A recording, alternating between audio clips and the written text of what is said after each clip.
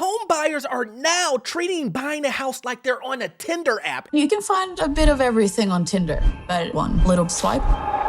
And they're just swiping right on every house that they see. They're putting in offers and they don't care. They just want one offer. They just want one offer to be accepted. But what happens when an offer gets accepted?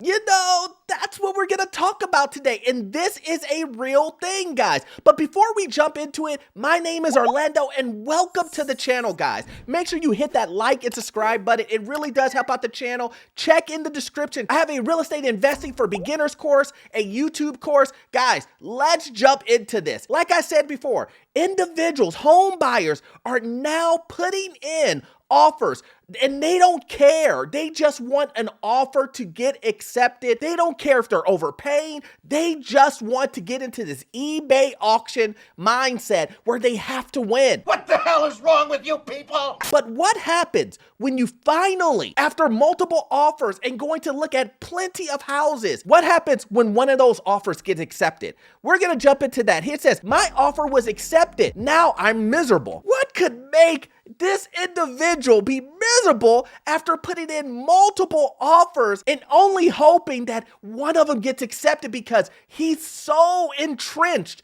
in just owning a home at any cost? Because I know what a lot of you guys are gonna say. Orlando, you don't know how it is out here. You just have to put in as many offers and hope one of them gets accepted. And I would say, I hope that's not the way that you're looking at buying the biggest purchase of your life, where you're just putting in offer after offer after offer, not only overpaying for them, but just hoping you get to buy one of them. Now, this is a real thing, guys. You have to understand, we've called it, if you've watched my videos before, it's FOMO, right? It's buyer burnout. It's treating things like an eBay auction. It's all types of words that you can use to explain this phenomenon where individuals feel like they have to put the biggest purchase of their life on the line just to get in a house. And it doesn't matter if you overpay. It doesn't matter if you're gonna know that you're gonna feel regret. It doesn't even matter if you know that the house has problems like the foundation or the roof or anything in the house you need to fix. It doesn't even matter. People are losing their minds. Well, then everyone loses their minds. They're losing their minds, getting so entrenched in buying a home, they're willing to do anything and everything to get into a home. My partner and I are so burned out. We saw a house, we liked it, it's just a little too small, but nothing is on the market that we like, nothing. We put in an offer and of course it's a bidding war. We like robots put in what we would offer. I told my partner, I'm done after this. And they agreed. Then we started talking about how we could do this without this house, and bam, the offer was accepted. I'm just blown away at how annoyed I am. I get a small house at the top of my budget, but I feel bad because I'm complaining at this time. I should be celebrating. What has my life come to? Well, let's talk about this, guys, because again, I'm pretty sure a lot of you guys would be in this situation, see yourself in this situation, or are in this situation. And I just want to talk about how he explained a lot of his feelings in this, right? It says, me and my partner are so burned out. What happens if you guys are burned out looking at a home? You've looked at so many houses and now you feel burned out. Do you think it's in your best interest to continue, and not only continue, but put down offers on homes that you really don't want? That was this buyer's first mistake. We like it, but it's just too small. Listen, guys, you are buying the biggest purchase of your life and you don't like it. Let me tell you something, folks. You can't fix stupid.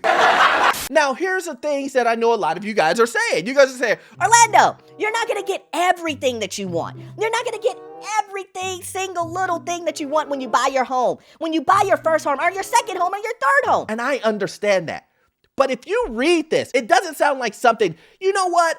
I can live with this, no problem. It sounds like it's number one or number two on his list. Now make that make sense to me. How is it the number one, number two thing on your list and you are still putting in an offer on it? You are saying it's too small, but you're still gonna put in an offer. Don't do this, guys. Use your common sense. And then I think this is by far, by far the most telling sign of this whole thing. But there is nothing on the market that we like. And then he emphasizes nothing. That's the dumbest thing you could have said. You put in an offer on a house that, first of all, is too small. Number 1 and 2 on your list. You're not even getting that. Then you admit you don't even like the house at all. There was no house that you even liked. And you still put in multiple offers on multiple houses that you didn't like at all? What are you, an idiot? Where does the FOMO end and where does the FOMO start? This is typical FOMO and it's bad. The doctor's got to really prescribe some medicine for this one. And the medicine's going to be tough. It's going to be hard to swallow. It really is. And the doctor here is telling you, you're crazy. Don't do this. If you do this, you have to understand that the regret that you're gonna feel, it's gonna come on strong. You're gonna feel like, why did I do this? Why did I risk my financial future for a home that I didn't even like? Stupid. No, we're gonna get. We'll try you off. Very dumb. Stupid. Look, it's weird to me that someone would even do this with the biggest purchase of your life, but you wouldn't do this going to a restaurant. Most people won't even do this with their favorite soda, soft drink. I'll keep drinking Coke. You won't try a new soda, but you're willing to put $200,000, $300,000, $400,000 offers on houses you don't like? Hey, pal. You just blowing from Stupid Town? We, like robots, put in what we would offer. And I told my partner, I'm done after this. And he agreed. And then he says, the offer got accepted. It's funny what the universe will give you. You know, that's what some people say, right? It's funny how things kind of shake out in your direction on something that you don't want. But you shouldn't have put yourself in the situation. This house just didn't miraculously fall in your lap. You actually sought it. You went after it. You put in the offer. So it shouldn't be a surprise that the offer got accepted on a house that you didn't want because you put it in.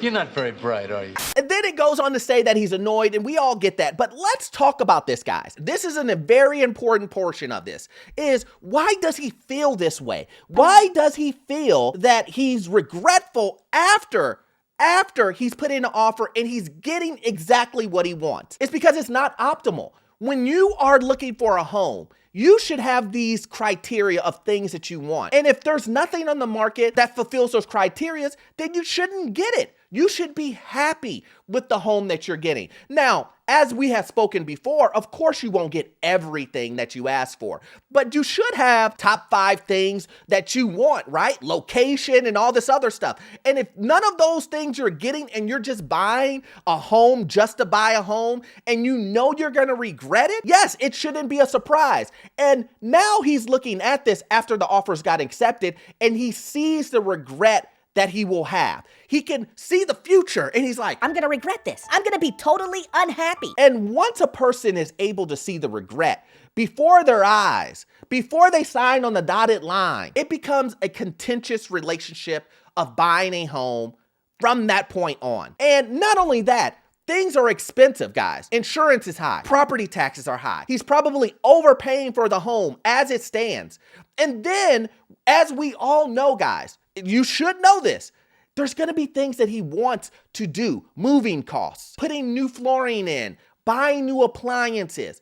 All of those things are gonna cost more. And when you put on top of that, I don't even like this house. I don't even like this house. It puts a different spin on it. You're buying all of these expensive things, all of these things that are 2 to 3 times more than what they were, insurance that is 2 to 3 times more than what it was, an interest rate that is super high, only to put all of this cost, all of these things into a home that you don't even want to live in. And then at the end of the day, it just feels like you've been had. It feels like the only person who won was the seller. It feels like the only person who won was the bank. It feels like the only person who won was the contractors who are doing the jobs on your house. Or the tax man. It all feels like everybody won, except you. I know what you're thinking. Yeah, I mean, since you put it that way, it's really easy to see this is a bad mistake. But if I could just throw in one thing here to help you better make a decision. Think about the things you want in a house and stick to those things. If you can't get those things, then don't buy the house. Fact. For the sake of me, please use math, guys. I know, crazy. Use math. Understand, guys. If the house isn't worth it, don't buy it. If you overpaying, what is the motto here? Do not overpay. If you're gonna overpay for a home and you still, listen, you shouldn't overpay to begin with. But if you're gonna overpay for a home and still not get the house that you want, throw it back. Throw it back in the water. You went fishing, you caught the fish, it's not the fish you want, throw it back. Throw it back, guys. Or you could end up like this home buyer and regretting everything all the way up until you purchasing, crying when you're signing the loan documents of getting your beautiful home that you don't love. I hope you got value out of this content, guys. As always, you won't get all of your information from this one video. I need you to watch this next video here. It will help you understand this housing market, financial news, get into your first rental property, and I promise you, the information you will get from those videos, it will be gold. I promise you. I'll see you in the next one. Thanks.